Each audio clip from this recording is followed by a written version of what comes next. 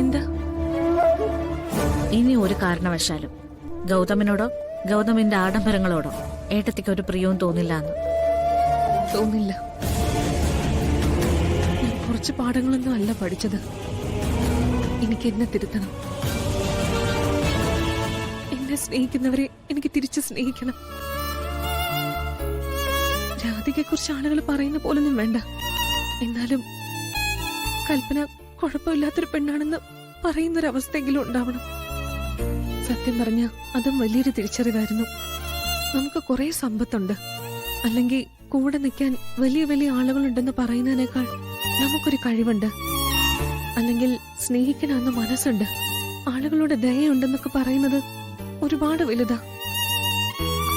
ഞാൻ ഇനിയൊരു തെറ്റ് ചെയ്താൽ നിനക്ക് എന്നോട് ചോദിക്കാം. അതിനുള്ള അവകാശം കൂടി ഞാൻ നിനക്ക് തരാം. ശരി. എങ്കിൽ ആദ്യം ചെയ്യേണ്ട കാര്യം ഏട്ടനോടെല്ലാം തുറന്ന് സംസാരിക്കാന്നുള്ളതാണ്.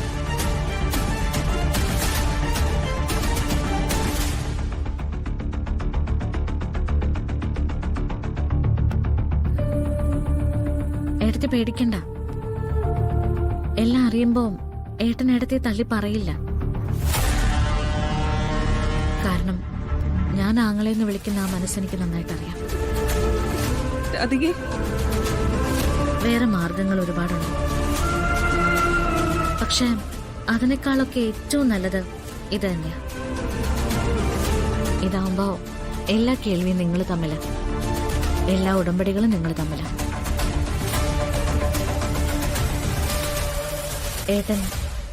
ഏട്ടനൊരു നല്ല ജീവിതം ആഗ്രഹിക്കുന്ന ആളാ.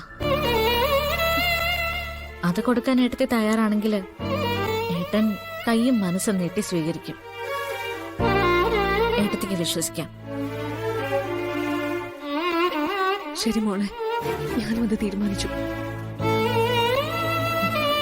സൂര്യയുടെ കാര്യങ്ങൾ തുറന്നു പറഞ്ഞിട്ട് എന്ത് വേണമെങ്കിലും വന്നോട്ടെ, അത് ഞാൻ സഹിച്ചോളാം. ഇന്ന് തന്നെ സൂര്യയോട് ഞാൻ വരാൻ പറയാം. ഇതൊരു നല്ല തുടക്കാവട്ടെ. നമ്മളെ വല്ലാതെ സ്നേഹിക്കുന്നവരുടെ മുൻപിൽ നമ്മുടെ മനസ്സെപ്പോഴും തുറന്നിടണം. അവർക്ക് മനസ്സിലാവാത്തതോ അവർക്ക് പിടികിട്ടാത്തതോ ആയിട്ടുള്ളതോ ഒന്നും നമ്മുടെ മനസ്സിലുണ്ടാവാൻ പാടില്ല. അതൊക്കെ ജീവിതത്തിന്റെ കരുത്താ.